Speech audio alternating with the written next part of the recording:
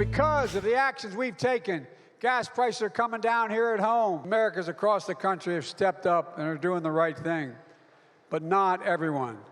The oil industry is not doing the right thing. One by one, major oil companies have reported their profits for the last 2 quarters. I mean, profits so high, it's hard to believe.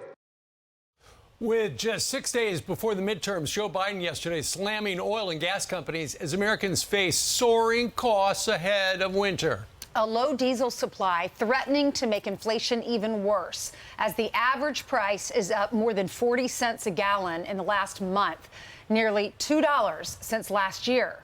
All right, OutKick founder Clay Travis joins us now. So, Clay, will vilifying oil companies for making profits work for the president?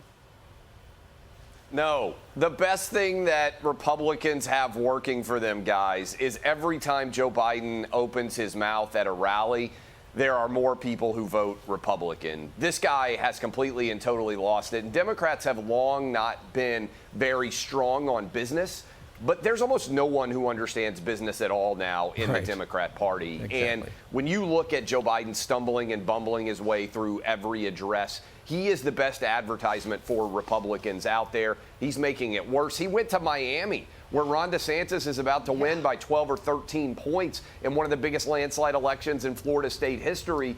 And he's not going to be able to rally any base. No one wants him around. Every time he shows up, things get worse. The Biden curse is real, guys. Sure. And you know, it's simple economics, supply and demand. The reason companies are making more is the supply is limited because the Biden administration will not allow permitting and stuff like that. I know they say there are 9,000 permits out there. That is just their spin going forward through these tough winter months. And when we give the price for diesel, that is fuel oil. They're the same thing. And so, Clay, right now, people are deciding, am I going to be heating or am I going to be eating?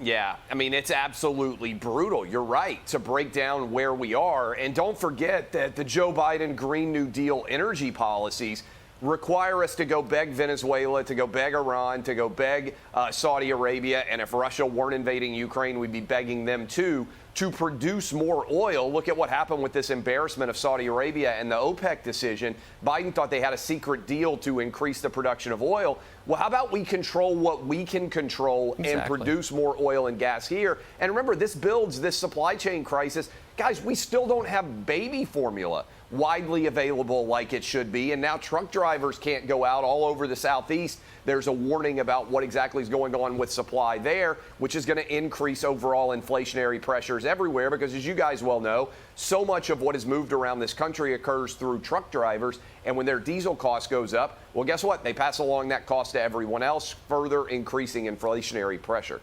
Yeah, Clay, I'm reading this. Government data shows the country has just 25 days of diesel supply remaining. Pretty scary, especially for families in the Northeast where it's going to be cold very soon. Thank you so much for coming on. I want everyone to go to his website, OutKick.com, to see what's clicking on OutKick. Thank you, Clay. Thank you all. Have a great morning.